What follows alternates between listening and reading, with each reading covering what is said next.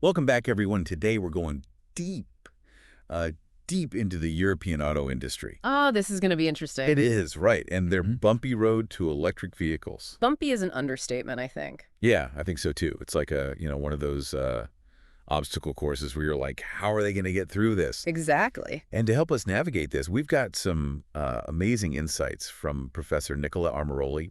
He's a real expert in this field, sustainable mobility. So we're excited to dive into his research and see what we can uncover. Yeah, he paints a pretty vivid picture of what's happening over there. He does. He talks about a perfect storm. What do you think he means by that? Well, I mean, you've got the European automakers. They're dealing with, struggling economies, right? Mm. You've got consumers who are hesitant, and you've got, this whole societal shift. Like away from cars. Yeah, Yeah. car ownership isn't this automatic thing anymore, especially for younger generations. Right, right. So you've got all these different factors. And then, on top of that, Europe kind of missed the boat? What do you mean?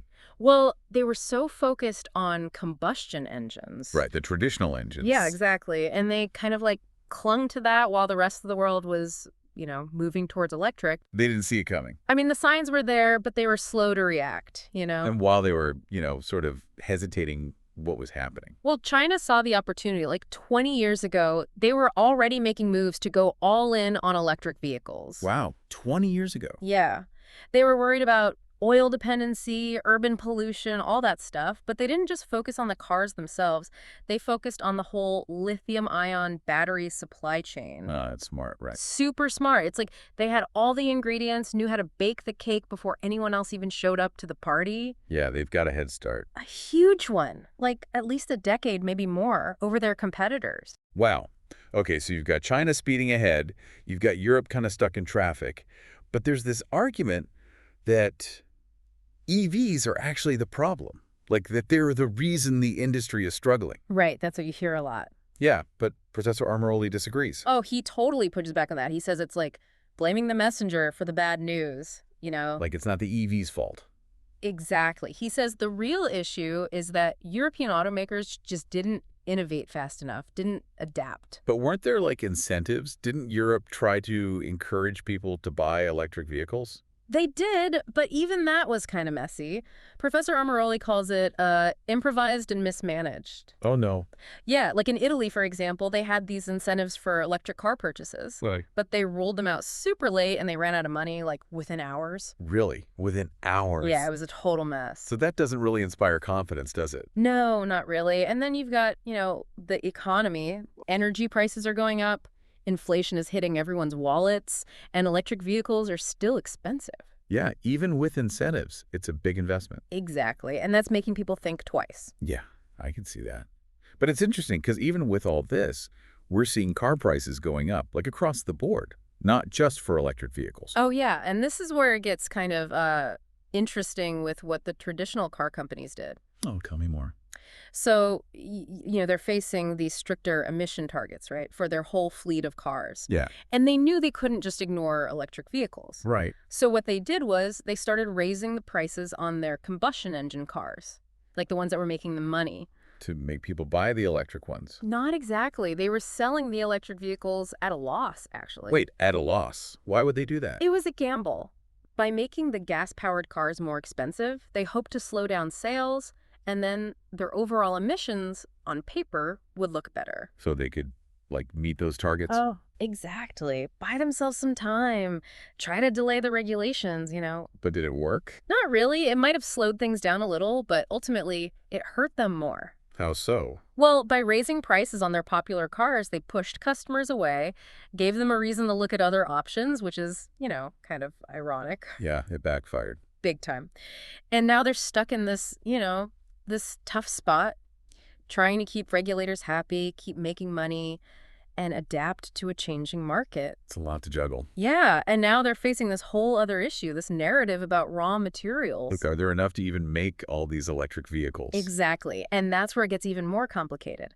So this whole raw materials thing, it's often seen as this huge roadblock, right, to electric vehicles. Yeah, you hear about it all the time. But Professor Armaroli, he points out that people aren't really looking at the whole picture.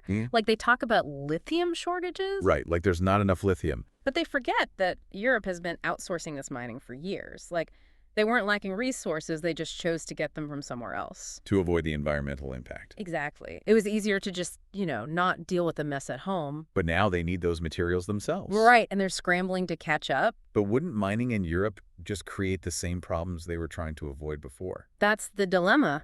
Professor Armaroli says at least by doing it themselves, they can have higher standards, for the environment, for workers. So it's a trade-off. Yeah, it always is. But the question of whether are enough materials, well, Professor Armaroli actually has some good news there. Oh, that's good to hear. He points to data from the U.S. Geological Survey.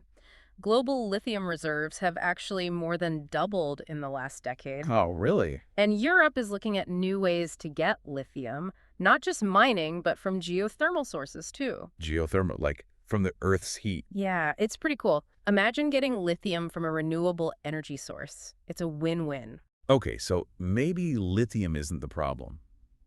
But what about all the other stuff in EV batteries? Well, cobalt, which has been a big concern because of, ethical issues with mining, Yeah, I've heard about that. it's actually being phased out of a lot of new battery designs. That's great. And for other key materials like nickel, iron, all that stuff, supplies are looking pretty good. So this whole scarcity thing, it might be exaggerated. It might be, but Professor Armaroli stresses another point: recyclability. Right, being able to reuse the materials from old batteries. Exactly, and that's where electric vehicles have a huge advantage. With fossil fuels, you burn them, they're gone. But the lithium in EV batteries can be recovered and used again and again. That's amazing. It's like a closed loop. It is. Reduces our reliance on mining, lessens the environmental impact. So it's not just about finding new materials, it's about using what we have better. Exactly. It's about a circular economy.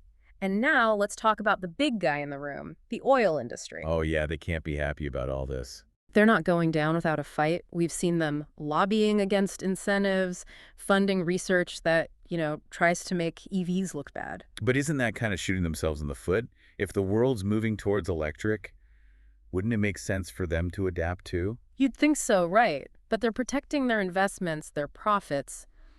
It makes sense from a business perspective, but it's short-sighted, They're not seeing the bigger picture. They are. And this is where governments and policymakers need to step up, provide clear direction, incentivize innovation, help build a truly sustainable system. So it's this web of challenges, but also opportunities. Europe's auto industry, they're in crisis, but they also have a chance to reinvent themselves. Professor Armaroli, he's urging them to wake up, seize the moment. He thinks Europe could be a leader in this transition to sustainable transportation. They have the know-how, the experience. But are they willing to change? To let go of the old ways? That's the big question. And it's not just about the auto industry. It's about Europe's role in the world. Are they going to be consumers of technology or creators?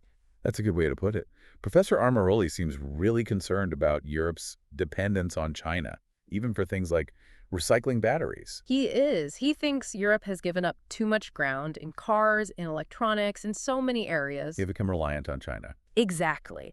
And to break free from that, they need to change their thinking, commit to investing in themselves, developing their own capabilities. So it's not just economics, it's about independence, security. Precisely.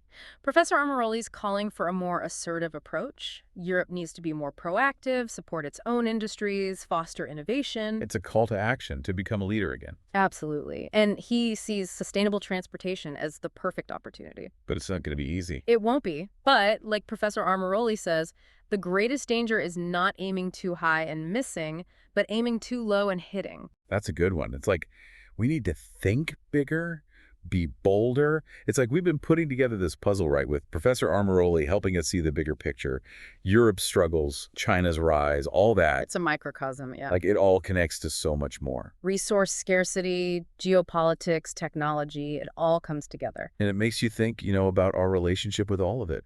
Technology, the environment, what's next?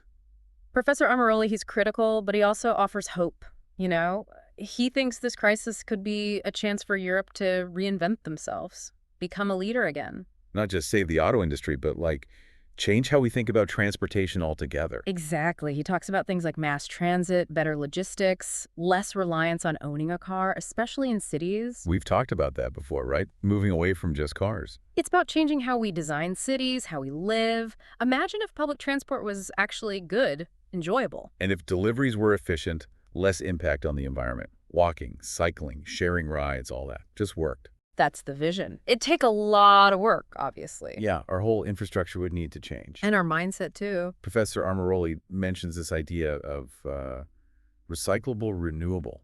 Yeah, it's key. What does he mean by that?